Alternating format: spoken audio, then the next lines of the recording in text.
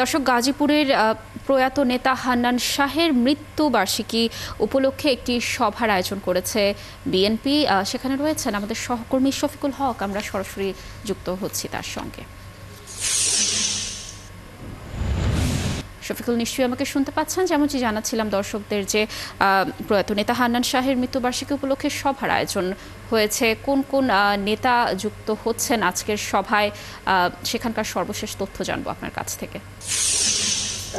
শুরুতেই বলে রাখি, আজকে বিএনপি নেতা প্রয়াত আসম হান্নান শাহ তার নবম মৃত্যুবার্ষিকী এবং প্রতি বছরের মতো এবারও তার মৃত্যুবার্ষিকী উপলক্ষে তার যে নিজ সংসদীয় এলাকা ছিল কাপাসিয়া, সেই কাপাসিয়াতে কিন্তু স্মরণসভার আয়োজন করা হয়। আজকেও তার ব্যতিক্রম হয়নি, তবে আজকের যে আয়োজনটি এটি একটু বড় পরিসরে হচ্ছে। আপনি জানেন যে ফ্যাসিস্ট সরকারের পতনের পরবর্তী সময়ে কিন্তু বিএনপি সহ অন্যান্য যে রাজনৈতিক দলগুলো রয়েছে তারা তাদের রাজনৈতিক সহ যেই কর্মসূচিগুলো রয়েছে সেগুলো বড় পরিসরে পালন করতে পারছে। আজকেও আমরা এসে সেই অবস্থায় দেখতে পেয়েছি এবং আজকের এই স্মরণ সভায় মূল যে আকর্ষণ সেটি হচ্ছে বিএনপি মহাসচিব মির্জা ফখরুল ইসলাম আলমগীর। তিনি আজকের এই স্মরণ সভায় প্রধান অতিথি হিসেবে যুক্ত হয়েছেন এবং এই মুহূর্তে এই স্মরণ সভাকে কেন্দ্র করে কিন্তু কাপাসিয়া অঞ্চল সহ আশপাশের যে এলাকায় বিএনপি নেতাকর্মীরা রয়েছেন তারা এই কাপাসিয়া সরকারি পাইলট উচ্চ বিদ্যালয়ের যে মাঠ, সেই মাঠে এসে উপস্থিত হয়েছেন এবং মাঠটি কানায় কানায় পরিপূর্ণ হয়ে রয়েছে। মূলত নেতাকর্মী যারা এসেছেন অনেকের সাথে আমাদের কথা হয়েছে, তারা যেমনটি বলছিলেন যে হান্নান শাহের যে দলের জন্য যে অবদান, সেই অবদানকে তারা অবশ্যই স্বীকার করেন এবং